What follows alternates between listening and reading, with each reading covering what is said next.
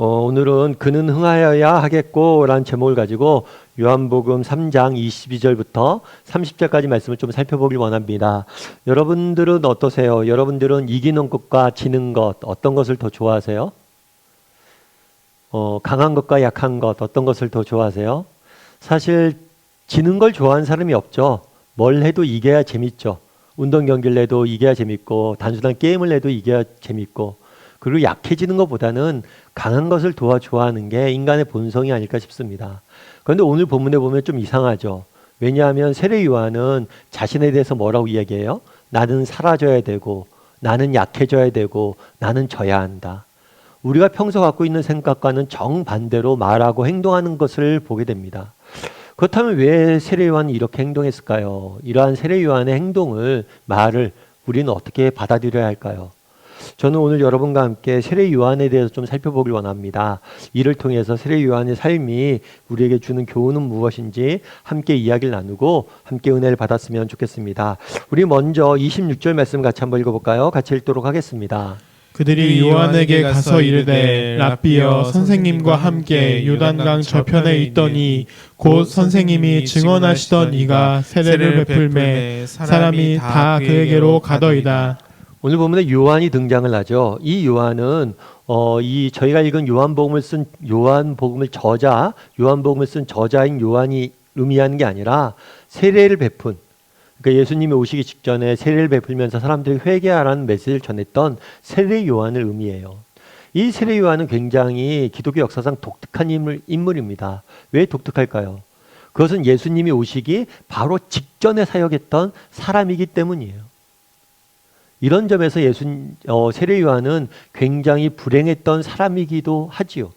왜일까요? 예를 들면 그런 걸 예상해 볼 수가 있어요. 여러분, 운동 경기가 있는데 주전이 빠집니다. 주전이 없으면 누가 가서 해야 되죠? 후보 선수가 나가서 경기를 뛰어야죠. 근데 주전이 안 오면 후보 선수가 계속 경기를 뛸 수가 있어요. 근데 주전이 오면 어떻게 됩니까? 후보 선수는 빠져야죠. 마찬가지로 예수님이 오시기 전에 많은 선지자들이 활동을 했어요. 그런데 어떤 선지자들은 예수님이 오시기 오래전에 활동을 했습니다. 그래서 전생애를 활동을 했어요. 그런데 세례 요한은 예수님이 오시기 바로 직전에 활동을 했어요. 그래서 그의 사역 시기가 굉장히 짧습니다. 다르게 이야기하면 그는 인생의 전성기 때 한참 활동해야 될 때 어떻게 된 거예요? 역사의 뒤안길로, 뒤편으로 물러나야만 됐어요. 그런 면에선 어쩌면 불행한 사람일 수도 있겠죠. 그만큼 세례 요한 독특한 사람이에요. 오늘 본문에 보면 세례 요한의 제자들이 한 얘기가 그 얘기예요.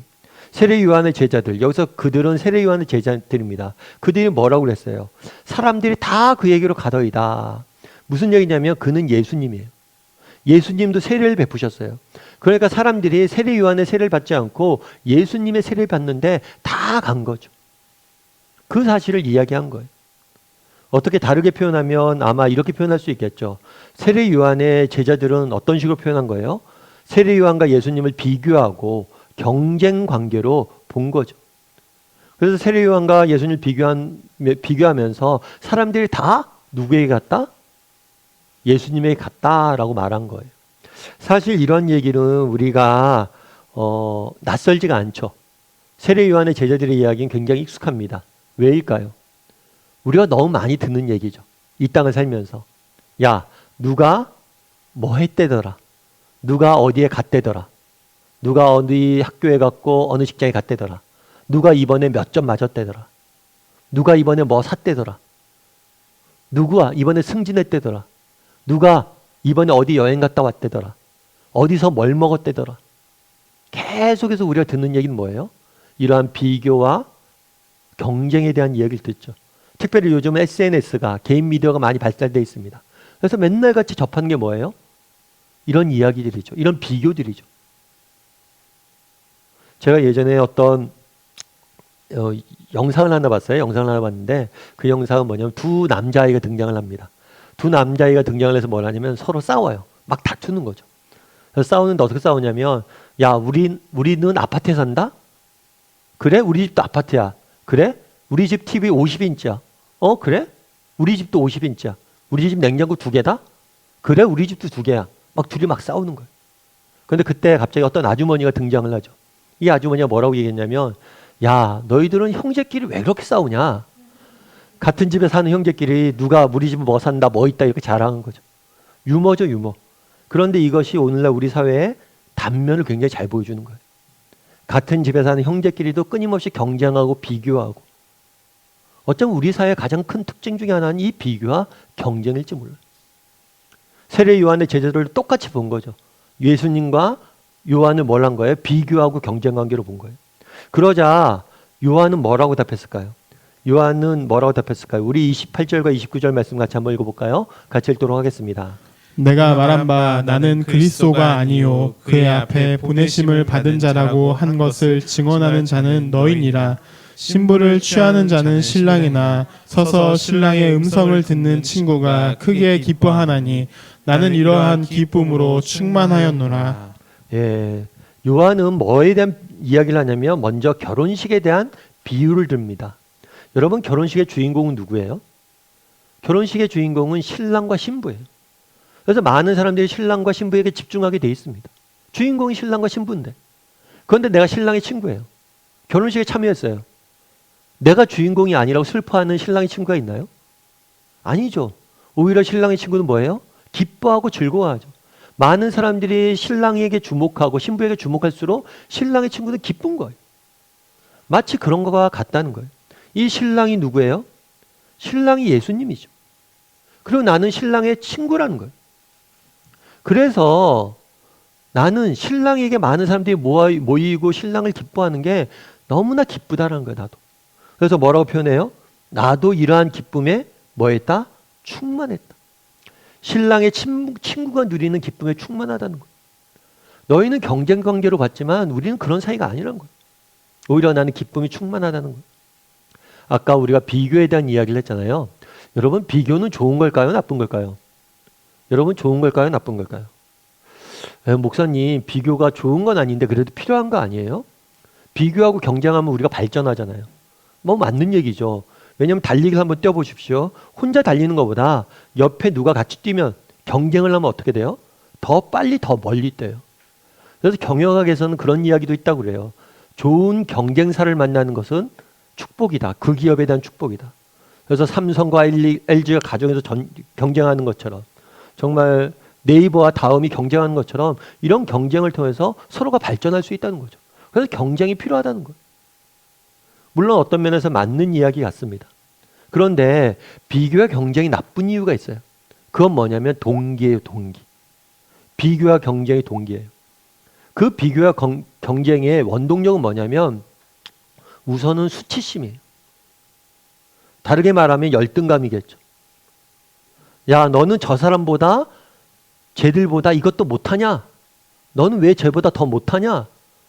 라고 하면서 우리의 수치심을 근간을 내서 경쟁하게 만듭니다. 그런데 이 경쟁에서 이기면 곧바로 찾아오는 게 뭐예요? 두려움이.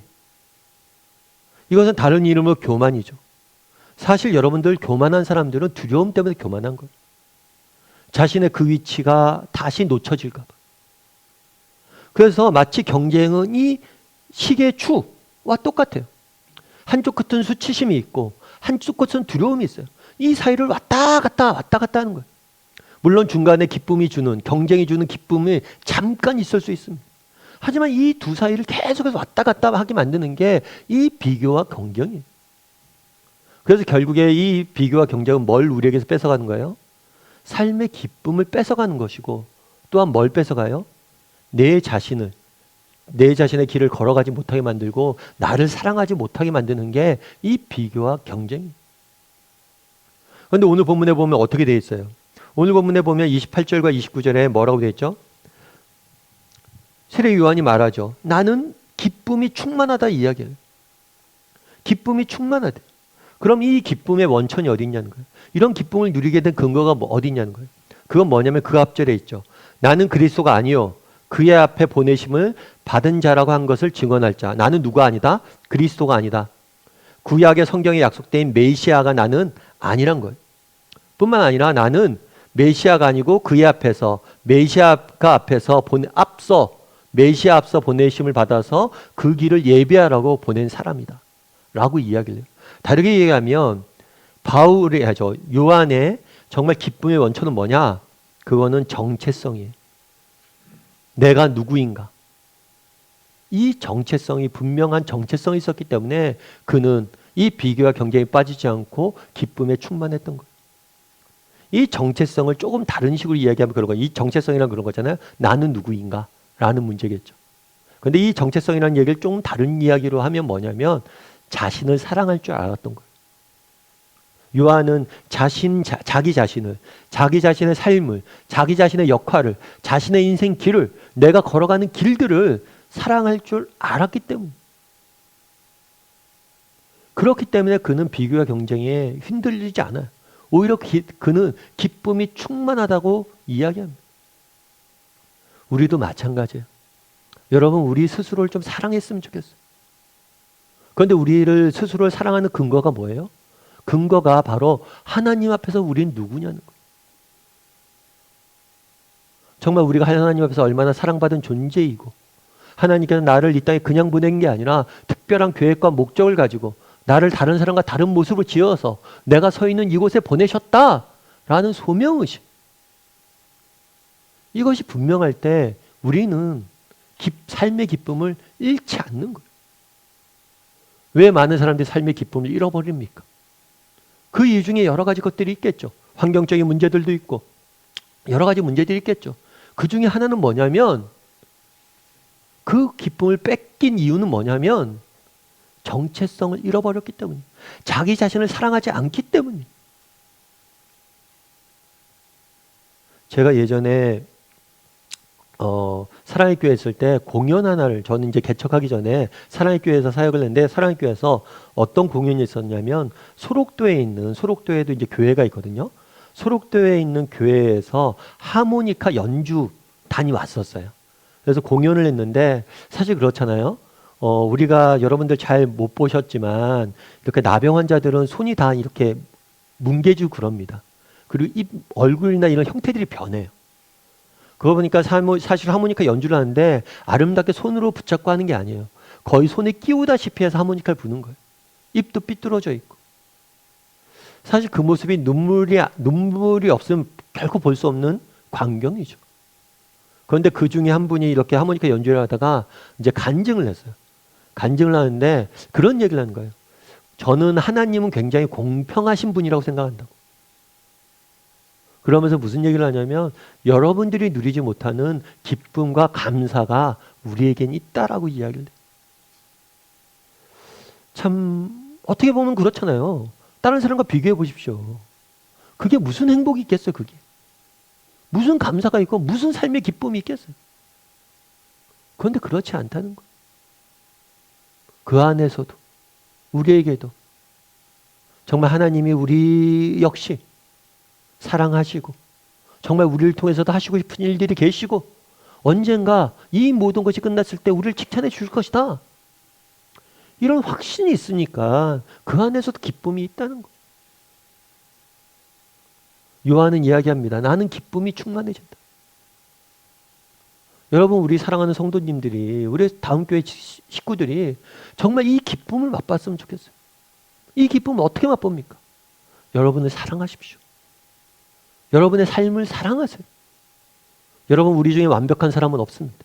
그렇다고 해서 우리 중에 쓸모없는 사람도 없어요. 우리 하나님이 우리를 그렇게 지으시지 않으셨어요.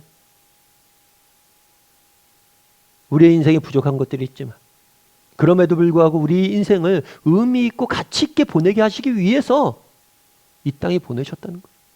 그 사실을 믿을 때 정말 내가 서 있는 이 자리를 사랑할 수 있는 거예요. 우리 자신을 사랑할 수 있는 거예요. 바라기는 우리 다음의 식구들이 정말 우리 자신을 사랑했으면 좋겠어요. 그리고 비교와 경쟁을 우리 인생을 낭비하지 않았으면 좋겠어요. 그래서 나에게 주어진 이 길, 내가 걸어가는 이 길을 사모하고 정말 사랑하고 그 길을 걸어갈 줄 아는 저와 여러분이 되기를 주님의 이름으로 소원합니다. 또 한 가지 더 살펴보길 원하는 것은 30절 말씀이에요. 우리 30절 말씀 같이 한번 읽어볼까요? 같이 읽겠습니다. 그는 흥하여야 하겠고 나는 쇠하여야 하리라 하니나. 여기서 그는 예수님이죠. 예수님은 흥해야 된다. 예수님은 잘 돼야 된다는 거죠. 예수님은 성장해야 되고 예수님은 점점 더 주목을 끌어야 된다는 거예요. 그리고 요한, 나는 여기서 요한이죠. 나는 쇠하여야 된다. 나는 없어져야 되고 사라져야 되고 오히려 그가 더 흥해지기 위해서 나는 희생돼도 된다. 이런 이야기를 한 거예요. 그렇다면 요한은 어떻게 이런 이야기를 할 수 있었을까요? 아마 요한이 그만큼 겸손해서 이런 말을 할 수 있었겠죠. 그런데 요한이 겸손해서 이런 얘기를 할 수도 있는데 요한이 이렇게 이야기를 할 수 있었던 이유는 뭐냐면 한 가지인 것 같아요. 제 생각에. 그건 뭐냐면 꿈인 것 같아요. 꿈. 요한에겐 꿈이 있었기 때문에 정말 이렇게 말한 게 아닌가 싶어요. 그럼 어떤 꿈일까요? 하나님께서는 구약 성경에 약속을 하셨어요. 어떤 약속을 하셨냐면 나중에 내가 메시아를 보내줄 거다. 그럼 이 메시아가 와서 뭘 할 거다? 이 땅에 하나님 나라를 건설할 거다. 이것에 대해서 이야기를 했어요.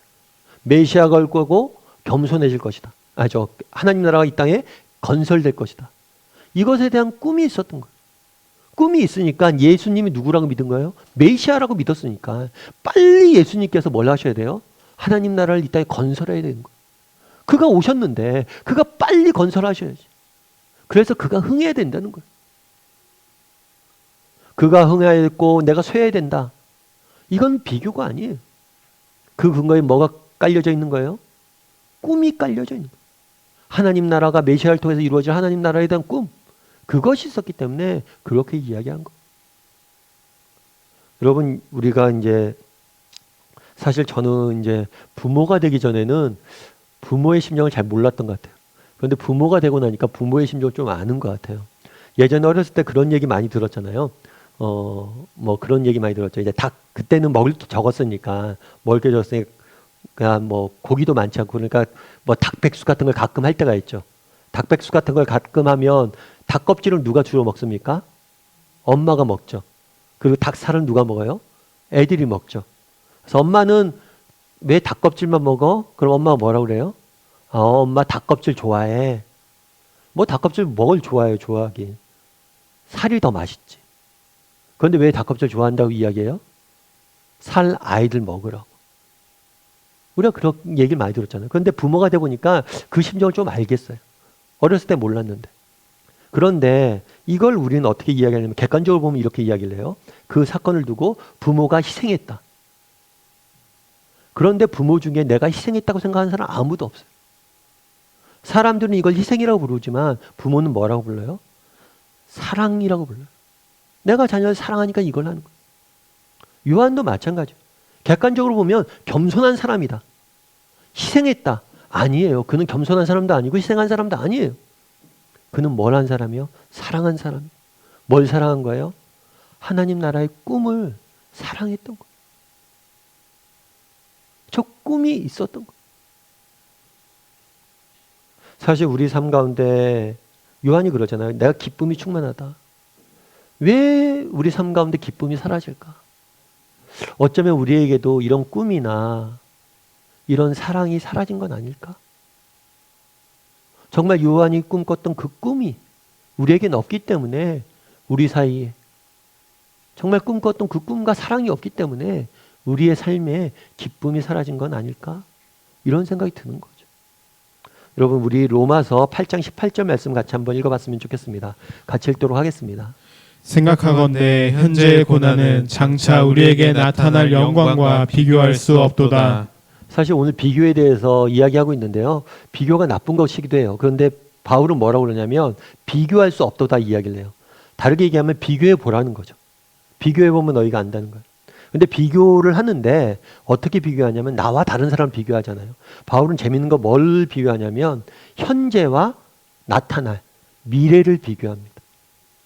사실 비교가 나쁜 거지만 사람끼리의 비교는 나쁜 거지만 현재와 미래에 대한 비교는 긍정적일 수 있어요. 예를 들면 예전에 제가 그런 글을 읽었어요. 어떤 글을 읽었냐면 어떤 산악인이에요. 산악인인데 이 산악인이 에베레스트 등반을 합니다. 등반을 하는데 실패를 했어요. 실패를 해서 돌아오니까 기자들이 묻는 거죠. 아, 이게 실패해서 너무 얼마나 안타깝습니까? 어떤 심정입니까? 딱 물으니까 그 사람이 그런 얘기를 해요. 괜찮다고. 왜냐하면 저 산은 더 이상 자라지 않는다고. 하지만 나는 잘할 거라고. 나는 어제보다 오늘 나아질 것이고 오늘보다 내일 더 성장할 거라고. 그래서 언젠가 산을 오를 거다 이런 이야기를 합니다. 참 그걸 보면서 저 삶의 태도는 좋겠다 이런 생각이 들었어요. 바울도 마찬가지예요. 바울도 늘 비교했어요. 뭘요? 현재와 오늘과 내일. 저도 그래서 가끔 그런 얘기를 해요. 사실 저도 목사지만 부족한 점들이 많죠. 저도 완벽한 사람들이 아니고. 참 죄송한 마음들이 많아요. 제가 좀 더 완벽해지고 제가 좀 더 뭔가를 잘했다면 더 많은 성도들에게 은혜를 끼칠 텐데. 그런데 뭐 부족한 걸 어떻게 해요? 그런데 제가 다른 건 몰라도 결심한 건 뭐냐면 한 가지는 약속드릴 수 있다. 왜냐하면 올해보다 내년에 좀 더 나아지겠다. 좀 더 좋은 것들을 먹일 수 있었으면 좋겠다. 이런 마음들이 있어요. 그래서 늘 기도해요. 내가 완벽해지거나 누구보다 나아지는 그런 사람이 못 될 거예요. 그런 인물도 안 되고. 그런데 다만 올해보다 내년에 좀 더 나아졌으면 좋겠다. 더 잘 섬겼으면 좋겠다. 이런 마음들이 있어요. 바울도 늘 그렇게 비교했던 것 같아요. 그런데 오늘 본문에 보면 뭐라고 되냐면 현재의 고난은 나타날 영광과 비교할 수 없다. 바울도 마찬가지예요. 뭘 꿈꿨냐면 나타날 영광을 꿈꿨던 거예요. 바울의 시선도 어디에 맞춰져 있어요? 나타날 영광에 맞춰져 있으니까 고난이 힘든 게 아니에요. 희생이 아닌 거죠. 결국에 우리의 문제는 뭘까요? 이 꿈이 나타날 영광에 대한 꿈들이 사라진 게 아닐까 이런 생각이 있는 거죠. 여러분 서서평이란 분이 계세요. 서서평이란 분이 계신데 이분은 영화로도 이렇게 만들어졌어요. 여성분이세요. 여성분인데 원래 이분의 이름은 서서평이 아니에요. 원래 이름은 뭐냐면 엘리자베스 요한나 쉐핑이에요. 쉐핑. 이분은 원래 독일 분이에요. 그리고 독일 분이고 미국 간호사예요. 그런데 이분이 미국에서 간호사인데 어떤 얘기를 들었냐면 동방에 있는 조선이라는 나라의 이야기를 들었어요. 조선이라는 나라가 있는데 이 나라는 병자가 많다. 그런데 병자가 제대로 돌봄도 못 받고 길거리에 버려진다. 이 이야기를 듣고 너무 가슴이 아픈 거예요. 그래서 뭘 했냐면 선교사로 우리나라에 오셨죠. 그래서 광주 지대에 머물면서 광주 지방에 머물면서 빈민들과 또 환자들과 그리고 고아들을 돌보기 시작했어요. 그래서 나중에는 나 환자의 어머니라는 별칭을 들을 정도로. 그래서 평생을 이 땅에서 보내셨죠. 그러면서 한국인으로 사셨던 거예요. 그래서 이름도 뭘로 바꿨냐면 서서평으로 지으신 거예요. 그렇게 지었는데 이분이 쓴 글에 되게 글에 이런 표현이 있었어요. 뭐냐면 이번에 만난 여성 500명 중 이름이 있는 사람은 10명 뿐이었다. 1921년 조선 여성들은 이름 없이 큰 년이, 작은 년이, 언년이, 갓난이, 개똥이 등으로 불린다. 이들에게 이름을 지어주고 그를 가르쳐주는 것이 저의 가장 큰 기쁨이다. 뭐라고 되어 있었냐면 1921년이면 지금부터 한 100년 전이죠. 100년 전에 500명의 여성이 있었는데 이름 있는 사람은 10명밖에 없었대요. 다 갓난이, 큰년이, 언년이 뭐 이상한 이름을 불린 거예요. 그러면서 뭐라고 얘기하냐면 이들에게 이름을 지어주고 이들의 이름을 갖고 사는 것, 그것이 내 꿈이라는 거죠. 그리고 그것이 내 큰 기쁨이다. 사실 그 당시 지금 우리가 한국이니까 한국이라고 이야기하죠. 그 당시 조선은 그들의 입장에서는 얼마나 힘든 곳이에요. 그곳에 선교사에 가서 내가 얼마나 힘들고 어려워요. 그런데 뭐라고 이야기해요? 그때 기쁨이다. 뭐가 기쁨이에요? 이름을 지어주는 것이. 왜요? 꿈이 있으니까. 이 여성들이 이름을 갖는 그 나라가 임할 것이란 꿈이 있으니까. 사실 오늘날 우리가 누리는 것들, 이런 꿈꿨던 사람들이 뿌린 씨앗이기 때문에 누리는 거잖아요. 그걸 잊으면 안 되죠. 그런데 뭐라고 얘기해요? 이름을 지어주는 게 꿈이고 그 꿈이 있어서 나는 기쁘다. 그날의 세례요한도 기쁨이 충만했다고 이야기합니다. 어떻게 기쁨이 충만할 수 있었어요?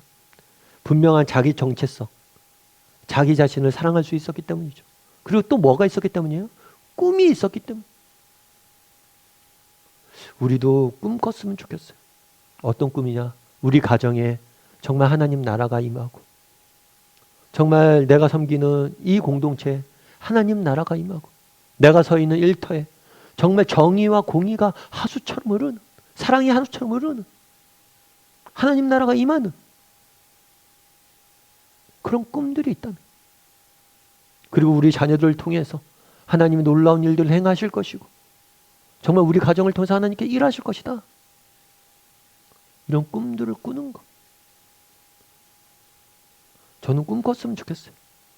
우리 사랑하는 성도님들이 무엇보다 자기 자신을 사랑했으면 좋겠습니다. 그리고 꿈꿨으면 좋겠어요. 하나님 안에서 여러분들 꿈을 가지십시다. 그 꿈이 우리에게 기쁨을 회복시켜 주는 거예요. 어떤 것이 되었건 하나님 앞에 정직 기도하면서 꿈꾸십시오. 여러분 일터에서, 여러분 사회에서, 세상에서 여러분 꿈꾸고 그 꿈을 이뤄가는 사람이 됐으면 좋겠어요. 말씀을 맺을까 합니다. 그날의 세례 요한이 누렸던 기쁨을 누리길 원합니다. 무엇보다도 우리 자신을 사랑하고 정말 하나님 나라, 하나님 안에서 정직히 꿈을 갖고 꿈을 사랑할 줄 아는 저와 여러분이 되기를 주님의 이름으로 소원합니다.